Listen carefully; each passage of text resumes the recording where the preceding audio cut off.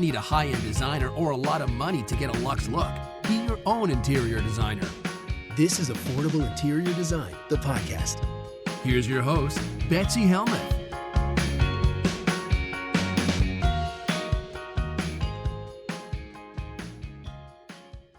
My next question comes from Ranae. Ranae is writing in from Atlanta, and she says, Betsy, what should I keep in mind when picking paint colors for a windowless basement office? Basements get creepy. Ours originally came with plush red moldy carpet and a yellow ceiling tile filled with mouse poop. My husband is handy, and we're confident we can paint the concrete walls and the paneling after we finish carting all the clutter to Goodwill. All right, Ranae, let's get in here. Whoa, you do not want to miss these pictures, people. So yes, it is a fully wood paneled basement room. Well, I should correct that because now I've looked a little more closely and it's not fully wood paneled. It looks like on the left and right sides, it's cinder blocks. And yes, it looks like carpeting or like concrete down below. And yes, the ceiling tiles appear to be missing. So now you can kind of see the pipes and other things. And as you head down the stairs into this paneled cinder block basement, you also have like this kind of trippy, mid-century retro fruit stripe. Do you guys remember fruit stripe gum? This wallpaper reminds me of fruit stripe gum. It looks like it's purple and orange and yellow, maybe a little green. Anyway, I think there could be shag carpeting on the stairs. Is that happening? Wow. Well, you've got a lot to do. And so I'm so glad that your husband is handy. And I hope you go back. Last month, I did an episode on how to cover wood paneling. And it is so easy. And I think it will make a huge difference. How to cover cinder blocks is a whole nother thing, which I have not had the opportunity to do yet. So you may just want to consider painting those, or you may want to look that up separately because, yeah, I haven't designed a prison yet or a cinder block basement yet. There's a first time for everything.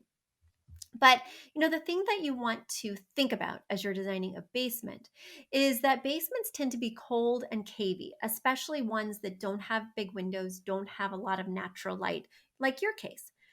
Mine is the same. We have one window, but the basement does not get a lot of natural light. It has, rock walls because we have a rock foundation. It's not the most inviting space. So when I was thinking about painting it, when we were adding new vinyl flooring, I made sure that I chose things that warmed it up. Now, I don't mean like accents or even wall paint, but I mean those neutral foundational elements. So when I was adding in the flooring, I made sure that it was like a wood style vinyl. So that way it warmed up this otherwise cold basement. When I'm working on basements in terms of paint, I avoid gray, I avoid blue. I even sometimes avoid green. Those are cold colors, even though green is less cold because it has a touch of yellow. But really stay away from those grays for sure, because you're just adding to the cavey feel of an already cavey space. So I'm always trying to think, how can I make this space warmer? Whether it's using a different type of bulb that's not so blue or stark white and maybe a little bit more yellow or warm.